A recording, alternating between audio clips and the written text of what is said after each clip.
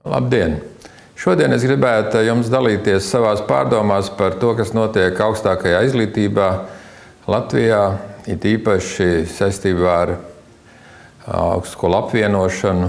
Visi droši vien jau zina, ja bet dzirdējuši, ka Izglītības zinātnes ministrija pieņēmusi lēmumu apvienot praktiski šā gada septembrī ar PIU, ar Latvijas universitāti, ar PIU pievienojot šos vairāk kā 3000 studentus, pievienojot Latvijas universitātei, tādā veidā stiprinot šo te pedagoģijas nozari,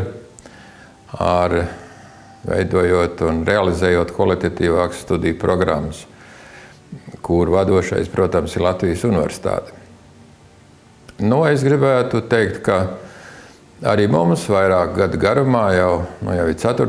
gads, kopš notiek no ministrijas puses tāda vēlme, lai mēs apvienojamies, jeb pievienojam precīzāk Latvijas Jūras akadēmiju, kas kādreiz bija mūsu fakultāte līdz 1993. gadam, un tad notika tāda atdalīšanās, bet tagad atkal ir doma šo lielo augstskolu skaitu samazināt, un priekšlikumi tika izteikti jau vairāk gadu garumā Jūras akadēmijai uz tādu ciešāku kopīgu sadarbību.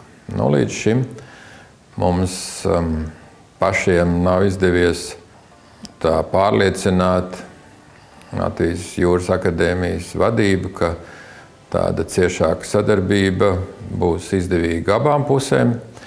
Protams, visiem ir zināms, ka mūsu doktorantūras studijās dažādās programmās katru gadu studē kāds no Latvijas Jūras akadēmijas, un sadarbība jau tādā veidā notiek, un daudz no Jūras akadēmijas profesoriem ir bijušie RTU darbinieki un profesori un docenti, kas pirms tam pie mums strādāja.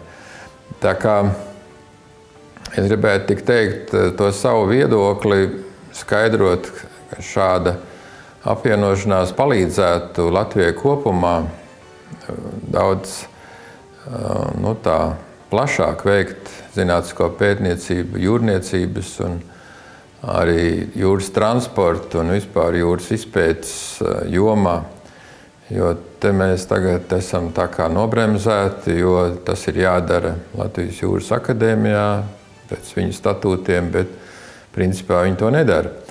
Un tāpēc mums ir arī bijušas pārunas, pat, teiksim tā, iesāktas pārunas ar Liepājas jūrniecības koledžu par to, ka mēs varbūt nākotnē varētu ciešāk sadarboties, lai veiktu jūras transporta drošības pētniecību kopā un tādas jautājumas, kas interesē arī šo koledžu. Tas ir no manas puses skaidrojums par to, kāda ir situācija. Rīgas Tehniskā universitāte, protams, tika arī uzrunāta un prasīts mūsu viedoklis, kādas ar PIVas studiju programmas mēs varētu realizēt, ja šie studenti izvēlētos tālāk studēt nevis Latvijas universitātē, bet Rīgas Tehniskajā universitātē.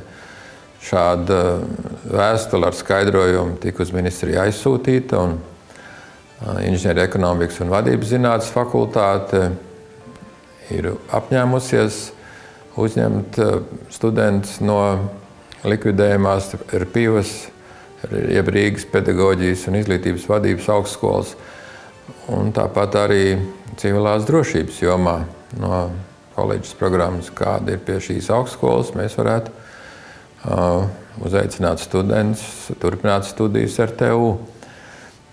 Tāds ir īsumā mans skaidrojums šodienai. Es ceru, ka studenti jau sekmīgi noslēdz sesiju un ir gatavi jau pēc pāris nedēļām aktīvi sākt studijas jaunajā semestrī. Vēlreiz visiem laimīgu jauno gadu un veiksmi, lai mums veicās kopā visiem!